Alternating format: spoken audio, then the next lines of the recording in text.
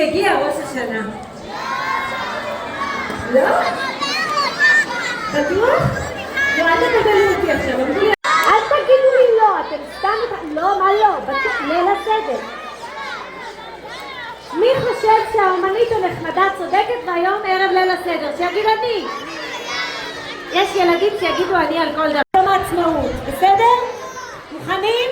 אני מסתובבת ואתם צועקים. מוכנים? מי שממש תרגש יכול להעיף את הילדים בהתרגשות שאני צועקת את השם של אחת.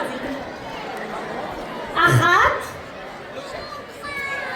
שתיים ושלוש.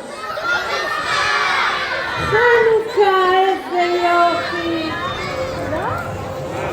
קלט שיכול ללכת. איזה איש קטן.